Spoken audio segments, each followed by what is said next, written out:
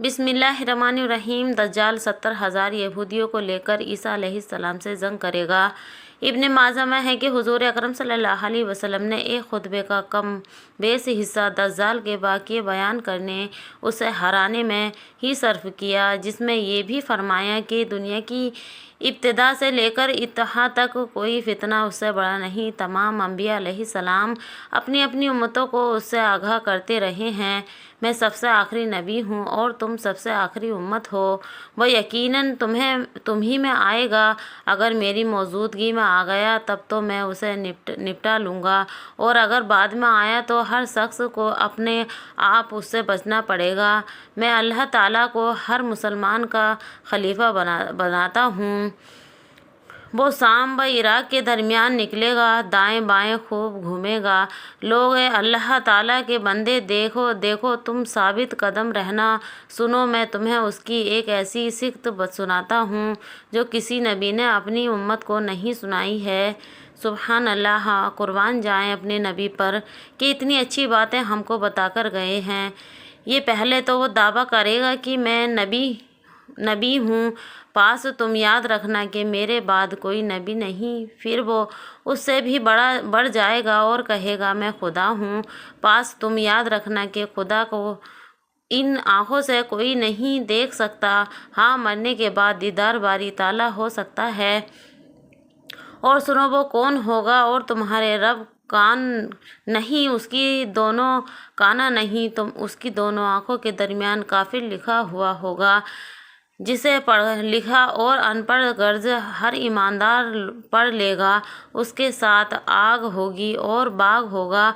उसकी आग दरअसल जन्नत है और उसका बाग दरअसल जहन्नुम है। सुनो, तुम में से जिस वो आग में डाले वो अल्लाह ताला से फरियाद रसी चाहे और सूरे कहफ की इब्तदाई आयतें पढ़ें, उसकी वो आग उस पर ठंडी और सलामती बन जाएगी, जैसे कि खलीलुल्लाह अलैहिस्सलाम पर नमरूद की आग हो गई थी।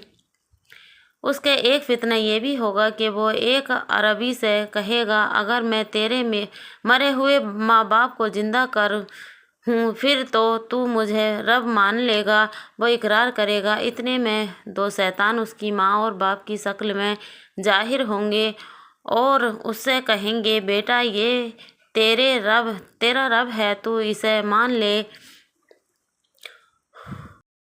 उसका एक फितना ये भी होगा कि वो एक शख्स पर मुसल्लत कर दिया जाएगा, उसे आरे से चिरवा कर दो टुकड़े करवा देगा।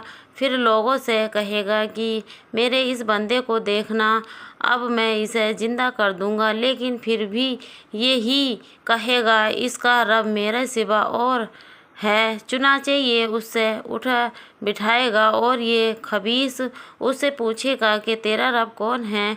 वो जवाब देगा, मेरा रब अल्लाह ताला है और तू खुदा का दुश्मन दज्जाल है। खुदा की कसम, अब तो मुझे पहले से भी बहुत ज़्यादा यकीन हो गया। दूसरी सनद से मरवी है कि हुजूर सल्लल्लाहु अलैहि वसल्लम ने फरमाया, ये मोमिन मेरी तमाम उम्मत से ज़्यादा बुलंद दर्जे का उम्मती होगा। सुभान अल्लाह।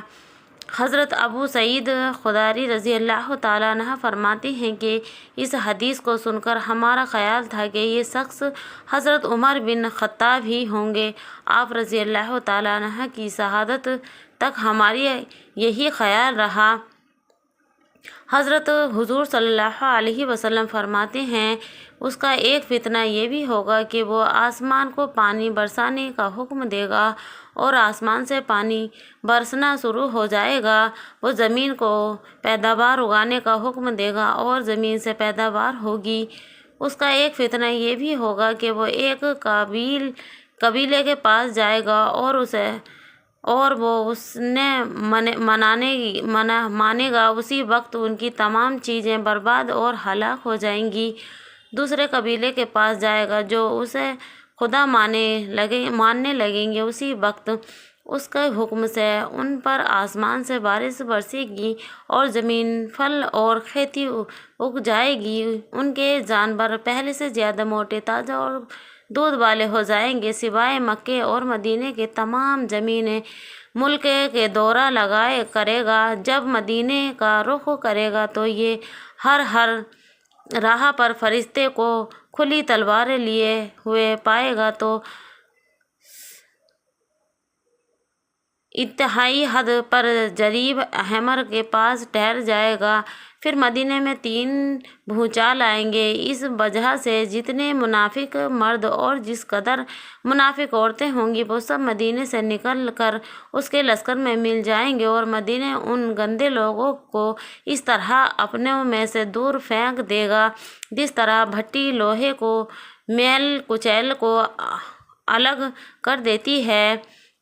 اس دن کا نام یوم الخلص ہوگا۔ سریق رضی اللہ تعالیٰ عنہ سے دریافت کیا ہے کہ رسول صلی اللہ علیہ وسلم نے فرمایا، اس دن عرب کہاں ہوگا؟ فرمایا، اول تو ہوگا ہی بہت کم، اور اکثریت ان کی بیت المقدس میں ہوگی۔ ان کا امام ایک صالح شخص ہوگا جو آگے بڑھ کر صبح کی نماز پڑھا رہا ہوگا۔ جب حضرت عیسیٰ علیہ السلام ابن مریم علیہ السلام نازل ہوں گے، یہ امام پچھلے پیروں پیچھے ہٹے گا تاکہ آپ علیہ السلام آگے بڑھ کر امامت کرائیں، لیکن آپ علیہ السلام اس کی کمر پر ہاتھ رکھ کر فرمائیں گے کہ آگے بڑھو اور نماز پڑھاؤ، اقامت تمہارے لیے کہی گئی ہے۔ پاس ان کے امام کی نماز پڑھائیں گے۔ نماز سے فارغ ہو کر آپ علیہ السلام فرمائیں گے، دروازے کھول دو۔ پاس کھول دیے جائیں گے۔ ادھر دجال 70,000 یہودیوں کا لشکر لیے ہوئے موجود ہوگا، جن کے سر پر تاج اور جن کی تلواروں پر سونا ہوگا۔ دجال آپ علیہ السلام کو دیکھ کر اس طرح گھلنے لگے گا جس طرح نمک پانی میں گھلتا ہے، اور ایک قدم پیچھے پیٹھ پھیر کر بھاگنا شروع کر دے گا۔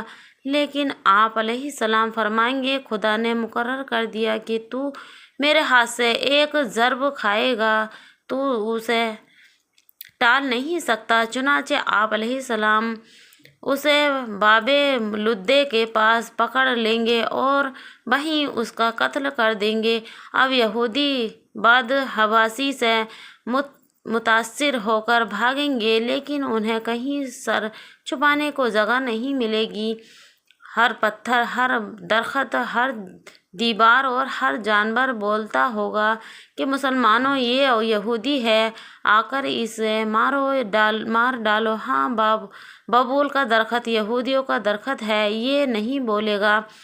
حضور صلی اللہ تعالیٰ علیہ وسلم فرماتے ہیں کہ پھر عیسیٰ ابن مریم علیہ السلام میری امت میں حاکم ہوں گے، عادل ہوں گے، امام ہوں گے، باانصاف ہوں گے، صلیب کو توڑیں گے، خنزیر کو قتل کریں گے، جزیہ کو ہٹا دیں گے، حسد اور بغض بالکل جاتا رہے گا، ہر زہریلا جانور کا زہر ہٹا دیا جائے گا۔ بچے اپنی انگلی سانپ کے منہ میں ڈالیں گے لیکن وہ انہیں کوئی زہر نہ پہنچائیں گے۔ شیروں سے لڑکے کھیلیں گے، نقصان کچھ نہ ہوگا۔ بھیڑیاں بکریوں کے گلے کھڑے میں اس طرح پھریں گے جیسے رکھوالے کتے ہو۔ تمام زمین اسلام اور اسلامی سے اس طرح بھر جائے گی جیسے کوئی برتن پانی سے لبالب بھرا ہوا ہو۔ سب کا کلمہ ایک ہو جائے گا، اللہ کے سوا کسی کی عبادت نہ ہوگی، لڑائی اور جنگ بالکل موقوف ہو جائے گی، زمین مرل سفید چاندی کی منور ہو جائے گی۔ ایک جماعت کو ایک انگور کا گوشہ پیٹ بھرنے کے لیے کافی ہوگا۔ ایک انار اتنا بڑا ہوگا کہ ایک جماعت کھائے اور سیر ہو جائے۔ بیل اتنی قیمتی پر ملیں گے اور گھوڑے چند درہم پر ملیں گے۔ لوگوں نے پوچھا کہ اس کی قیمت گر جانے کی کیا وجہ ہوگی؟ فرمایا، اس لیے کہ لڑائیوں میں اس کی سواری بالکل نہ لی جائے گی۔ دریافت کیا گیا کہ بیل کی قیمت بڑھ جانے کی کیا وجہ ہے؟ فرمایا، اس لیے کہ تمام زمین میں کھیتیاں ہونا شروع ہو جائیں گی۔ دجال کے ظہور سے 3 سال پیشتار سے سخت کتحالی ہوگی۔ پہلے سال بارش کا تیسرا حصہ بحکم خدا روک لیا جائے گا اور زمین کی پیداوار کا بھی تیسرا حصہ کم ہو جائے گا۔ پھر دوسرا سال خدا آسمان کو حکم دے گا کہ بارش کی 2/3 روک لیں، اور یہی حکم زمین کو ہوگا کہ اپنی پیداوار 2/3 کم کر دیں۔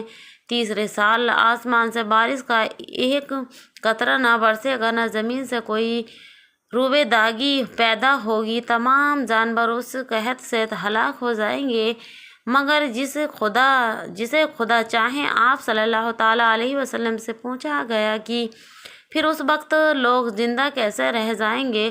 آپ صلی اللہ تعالیٰ علیہ وسلم نے فرمایا، ان کی غذا کا قیام مقام اس وقت ان کے لا الہ الا اللہ کہنے اور اللہ اکبر کہنے اور سبحان اللہ کہنے اور الحمدللہ کہنے والے کے ہاتھ میں ہوگا۔ سبحان اللہ۔